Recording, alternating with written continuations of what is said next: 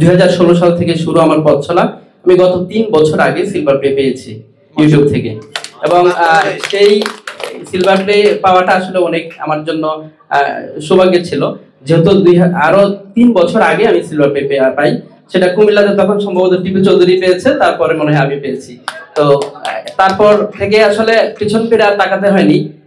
এবং আমাকে নিয়ে সবচেয়ে বড় যে বিষয়টি, আপনাদেরকে নিয়ে আপনাদের পেজ হ্যাক করে সবাই বলে, কিন্তু আমারটা একটু উল্টা হয়েছে।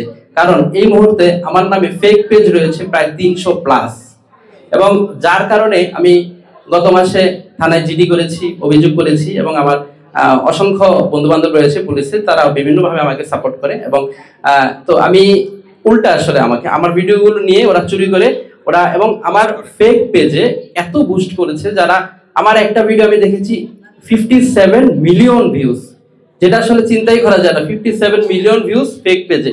তা আমার ভিডিওগুলো এভাবেই আসলে প্রত্যেকটা ভিডিও 10 মিলিয়ন 9 মিলিয়ন, ওরা আমাকে এত বেশি ভাইরাল করে দিয়েছে, সবগুলো আসলে ওদের স্পন্সর ভিডিও। তো আমি সবসময় বলি প্রতারিত হবেন না, কারণ ওরা আমার ভিডিওগুলো ব্যবহার করে বিভিন্ন ধরনের ওষুধের বিজ্ঞাপন দেয়, এবং যার সাথে আমার কোনো সম্পৃক্ততা নেই। আমি সবসময় প্রত্যেকটি ভিডিওতে আমি এই কথাটা বলে থাকি, আমি কোনো ওষুধের বিজ্ঞাপন করি না, এবং আমি কখনোই অনলাইনে কোনো রোগী দেখি না, এবং অনলাইনে কোনো ওষুধও পাঠাই না।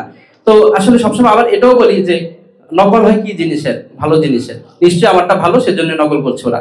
তো রোগীদেরকে আমি এভাবে বুঝাই যে ভালো জিনিসের নকল হবে, এটাই স্বাভাবিক। তো আপনারা যারা কন্টেন্ট ক্রিয়েটর করছেন, অনেকেই ভাবছেন যে আসলে ক্যামেরা কি। যেমন গতকালকে আমি একটা ওয়াজ মাহফিলে গিয়েছিলাম আমার গ্রামে। তো সেখানে আমি যখন কথা বলা শেষ করার পরে বের হওয়ার পর একটা হুজুর ছেলে এসে দৌড়ে এসে বলে, স্যার আমি তো কন্টেন্ট ক্রিয়েট করা শুরু করেছি, আমি আপনার ভিডিওগুলো দেখি যে কি ক্যামেরা ব্যবহার করব, কত টাকা দিয়ে ক্যামেরা কিনবো। তো আমি ওকে বললাম যে আমি আসলে কোনো ক্যামেরা, তোমার কি ফোন আছে? সে বলে যে একটা রেডমি ফোন আছে। আমার প্রথম পথ চলাটা রেডমি থেকে শুরু হয়েছিল।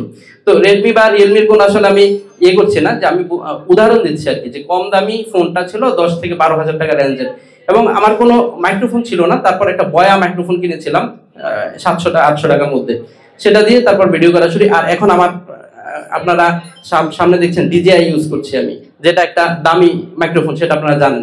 তো সেটা কিনেছি মাত্র গত সপ্তাহে। এবং এই এতদিন এত ভিডিও যা দেখেছেন, সবাই বলে যে আপনার আইফোন কই। আমি আইফোন তো আমার ব্যাগের ভিতরে থাকে, কারণ আইফোন দিয়ে আমার ভিডিও করতে আমার ভালো লাগে না। আমি এখন ভিডিও করেছি, যত ভিডিও আপনারা দেখেছেন, আমার এত ভিডিও আমার ইউটিউব চ্যানেলে প্রায় এখন পর্যন্ত 760টি ভিডিও আপলোড করা আছে, যা সবই আমার সফলতার গল্প।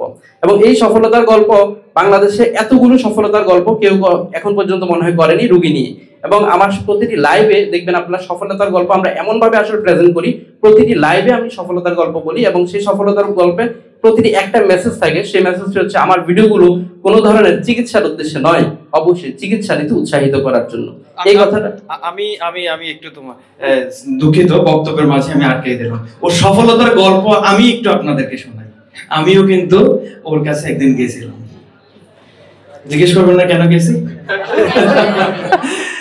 ওর কাছে গেছি, আমার বাসার কাজের মহিলা অনেকদিন ধরে ওর গায়ে চুলকানি, মানে ও অন্য বাসায়ও কাজ করে, আমাদের বাসায়ও কাজ করে। তো আমার ওয়াইফ আমাকে বললো যে ওনার তো এই অবস্থা, তো উনি তো ডাক্তার দেখাবে, যে টাকাও নাই, ডাক্তার দেখাইতে পারছে না। তখন আমি বললাম আচ্ছা ঠিক আছে, আমি সময় করে একদিন আমার বন্ধু আছে, আমার কন্টেন্ট ক্রিয়েটর অ্যাসোসিয়েশনের ডাক্তার আছে, ওনার কাছে নিয়ে যাবো। আমি কিন্তু ফিসও দিই না। তো নিয়ে আসছি। উনি প্রতিদিন রাতে কান্না করতো এই বিয়ের জন্য, চুলকানির জন্য করতো না। আমার ওয়াইফ সামনে বসা, ও আমাকে বারবার আমি সময় দিতে পারতেছিলাম না। পরে ওর এখানে আনলাম, ডাক্তার দেখে, মানে ও তো ডাক্তার চেম্বারে এসে আমি নিজে অবাক হয়ে গেলাম, কি জনসভা চলতেছে, ভিতরে কে আছে, আমার কি ঢুকতে দিবনি, মাস্ক পর। তারপরে ঢিলে মেলে ঢুকে গেলাম, যে বললাম দোস্ত আইসি, আর তাড়াতাড়ি রোগী আনলাম। 5-6 মিনিটের ভিতরে মোটামুটি ভালো একটা ট্রিটমেন্ট দিল, ওষুধ নিয়ে বাসায় চলে গেলাম। পরে 3-4 দিন পরে ফিডব্যাক জিজ্ঞেস করলাম, কি চুলকায়নি আপনার? আমার কি চুলকানি আসছিল? আমি বলছি খাইয়ার লেসেন ভুলে গেছে না, এখন কি অবস্থা করবো? আল্লাহ আপনারা বাঁচাক পারেন, আমার পায়ে ধরে। আমার পায়ে ধরে লাভ নেই, ডাক্তার আমি না, ডাক্তার আমার বন্ধু। এটাই হচ্ছে সফলতার গল্প। এবং সে এখন অনেক ভালো আছে, এবং সে আল্লাহর কাছে হাত তুল্লা দোয়া করে, ভাই চুলকাইতে অনেক মজা, কিন্তু চুলকানি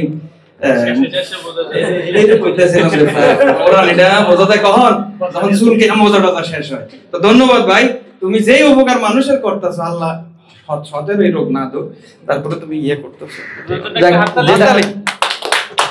টিপু চৌধুরী যেটা বলছিল আসলে যে আমি আসলে কিসের ডাক্তার এটা এখন বলি নাই, আসলে সেটা বলবো একটু পরে গিয়ে। তো সেটা বলবো, আমি যা বলি সব আসলে খুব সুন্দরভাবে মোড়কে বলি। আমি সবসময় বলি, আপনি কাউকে কোনো কিছু গিফট করবেন, সেটা যদি আপনি কম দামি হয়, সেটা যদি খোলাভাবে গিফট করেন তাহলে সুন্দর দেখায় না, কিন্তু সেটা যদি একটু মোড়কে গিফট করেন তাহলে সুন্দর দেখায়। আমি অনেক অর্থাৎ হচ্ছে 18+ কথা বলি আমার ভিডিওতে, কিন্তু সেগুলো আমি খুব সুন্দরভাবে মোড়কের মাধ্যমে আসলে মানুষের কাছে প্রেজেন্ট করি।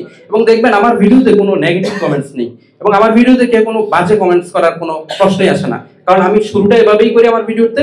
এবং যেটা মনে হয় আপনার জীবনের একটি অংশ, কিন্তু সেটা 18+, কিন্তু সেই 18+ কথাটা আপনি যদি আপনার মুখ থেকে বলতেন তাহলে আপনাকে অনেক নোংরা ভাবে আপনাকে মন্তব্য করতো, কিন্তু আমার ভিডিওগুলোতে কখনোই কোনো নোংরা মন্তব্য আসে না। যাই বলছিলাম যে আসলে ফেক পেজের কথা, এবং হচ্ছে আলহামদুলিল্লাহ আমি আসলে আমার মেইন পেজে এখন প্রতিদিন আমরা লাইভ করি, এবং প্রতিদিন আমার যে লাইভগুলো, সেই লাইভগুলোতে আপনারা দেখবেন যে আমি বিফোর এবং আফটার করি, অর্থাৎ প্রথমে কেমন ছিল সে, পরে কেমন ছিল। তো আমি যে বিষয়ে চিকিৎসাগুলো দেই সেটি হচ্ছে চর্ম ও যৌন বিষয়। এখন আসলে চর্ম বিষয়ের কথা যেটা টিপু চৌধুরী বললো, সেটা চুলকানো আসলে কত কষ্ট বিষয়, সেটা যার হয়েছে সেই একমাত্র বুঝে। কিন্তু যৌন বিষয়ের কথা বলছি, যৌন বিষয় যা আসলে আমরা কাউকে বলতে পারি না। আপনি আপনার ফ্রেন্ড সার্কেলকে বলবেন, তার কাছে বললে আপনি হেয় প্রতিপন্ন হবেন। আপনি আমার ফ্যামিলিকে বলবেন, তাকেও বলতে পারবেন না। আপনার ওয়াইফ সে বিষয়টাকে মনক্ষুণ্ণ, অথবা আপনি তাকে সেটা সেভাবে বলতে পারছেন না। এখন আপনি কাকে বলবেন? এই জন্যই আমরা যৌন স্বাস্থ্য নিয়ে সচেতন হই না। আমরা তখন কি করি? কাউকে না বলে আমরা রাস্তার ধার থেকে, আশেপাশে থেকে, অর্থাৎ লুকোচুরি করি। আমরা লুকোচুরি করে আমরা ওষুধ কেনা শুরু করে দিই, এবং এই ওষুধগুলো আপনার স্বাস্থ্যের জন্য ক্ষতিকর। এই বিষয়গুলো নিয়ে আমি আসলে সচেতনতার বার্তা দিতে চাই। তা হচ্ছে যৌন স্বাস্থ্য বিষয়ে কোনো লুকোচুরি নয়।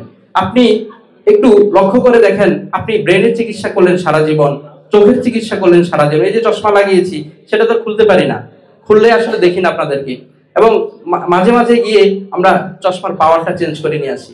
হার্টের চিকিৎসা করলেন সারা জীবন, লিভারের চিকিৎসা করলেন সারা জীবন, কিডনির চিকিৎসা করলেন সারা জীবন, বাত ব্যথার চিকিৎসা করলেন সারা জীবন, এবং ডায়াবেটিসের চিকিৎসা সারা জীবন, এবং আপনার প্রেসারের চিকিৎসা সবই আসলে আপনি সারা জীবন করে যাচ্ছেন। যৌন স্বাস্থ্যকে আপনার স্বাস্থ্যই মনে হয় না? সেটা কি আপনার জীবনের অংশ নয়?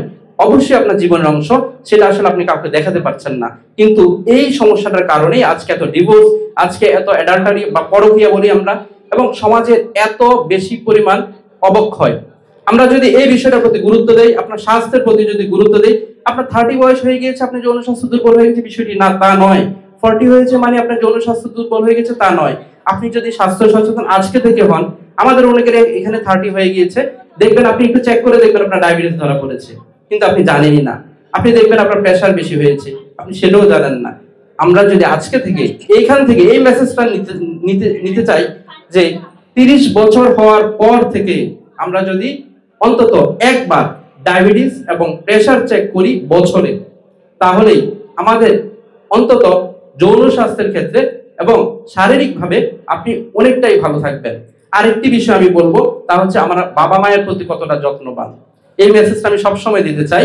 আপনি যদি আপনার বাবা মাকে তাদের স্বাস্থ্যের প্রতি গুরুত্ব দেন, আল্লাহর রহমত থেকে আপনি সফল হবেন, সেটা আমি নিশ্চিত।